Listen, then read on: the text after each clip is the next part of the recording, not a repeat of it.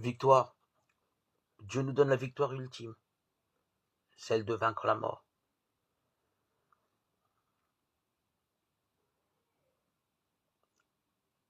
En s'adressant au Père sous la forme d'une prière, Jésus fait le don total de sa vie. Il est le cœur qui permet de se donner à voir à la fois comme victime sacrificielle et comme grand prêtre. Ce doux regard lui offre l'assurance de la vie éternelle pour lui-même et pour les autres. Il a conscience du chemin nouveau qu'il va ouvrir lui-même grâce au Père. Lorsqu'il dit la vie éternelle, c'est qu'il te connaisse, toi, le seul vrai Dieu, celui que tu as envoyé, Jésus-Christ.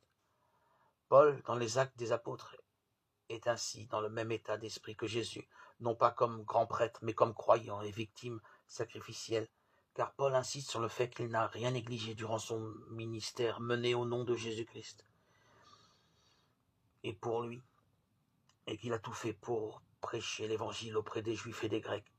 Lorsqu'il dit « Je suis pur du sang de tous, car je n'ai rien négligé pour vous », annoncez tout le dessein de Dieu, maintenant que tous les signes indiquent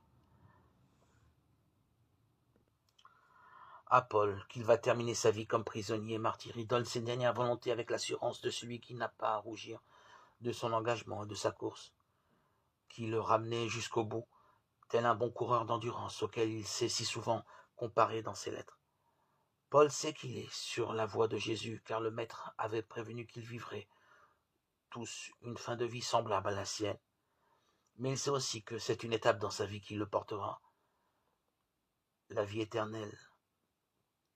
Le psalmiste d'ailleurs certifie bien avec joie que le Dieu qui est le nôtre est le Dieu des victoires, et les portes de la mort sont à Dieu, le Seigneur. Si Dieu est Dieu et si tout appartient à Dieu, alors même la mort lui appartient. Et nous, comme croyants à la suite de Paul et de Jésus, nous pouvons légitimement nous écrier « Glorifie ton Fils » comme dans l'Évangile, car nous sommes aussi, comme Jésus, les enfants de Dieu.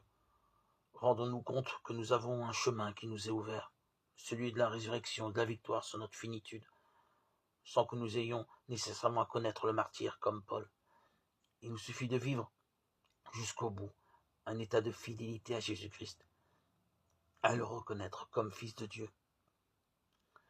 Quelle reconnaissance nous pouvons avoir pour celui qui a ouvert le chemin vers la vie éternelle, notre gloire et la gloire de Dieu. Nous ne sommes plus comme la paille que le vent dissipe ou l'herbe desséchée, comme le disent si régulièrement les psaumes sur la condition humaine. Désormais nous avons la gloire, c'est-à-dire kavod en hébreu, c'est-à-dire que nous avons du poids, et c'est en cela une victoire des plus extraordinaires qui nous fait danser. Ils ne sont plus fétus de paille ou herbes volant au gré du vent. Nous ancrons dans la foi au cœur de Dieu. Cela n'empêche pas au soir de notre séjour sur terre de donner une des dernières consignes, un peu comme avant un départ. Cela nous donne évidemment un aspect grave et sérieux au moment de partir, puisque nous allons quitter ce qui fait notre condition depuis notre naissance. Mais le fait de se dire que Jésus préexistait avant sa naissance nous amène à penser que de la même manière, Dieu nous avait choisis. Et bien choisis avant notre naissance, et qu'il avait voulu que nous soyons ce que nous sommes aujourd'hui, et qu'il n'attend qu'une chose, c'est de pouvoir nous serrer enfin dans ses bras à notre arrivée auprès de lui.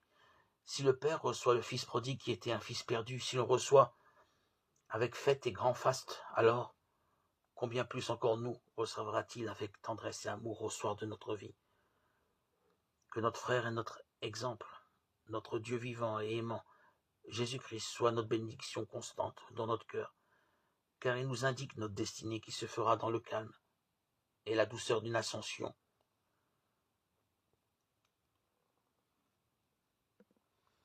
Cet ascenseur tant recherché et que nous trouvons en Jésus. Ô Seigneur, toi qui étais élevé au ciel par le Père, élève-nous à ta suite vers lui, pour que nous goûterons dans ses bras son amour.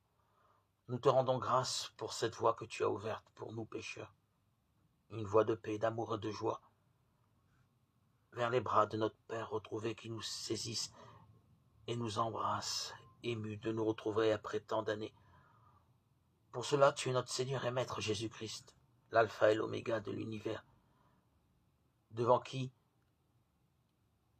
nous inclinons notre cœur reconnaissant. Amen.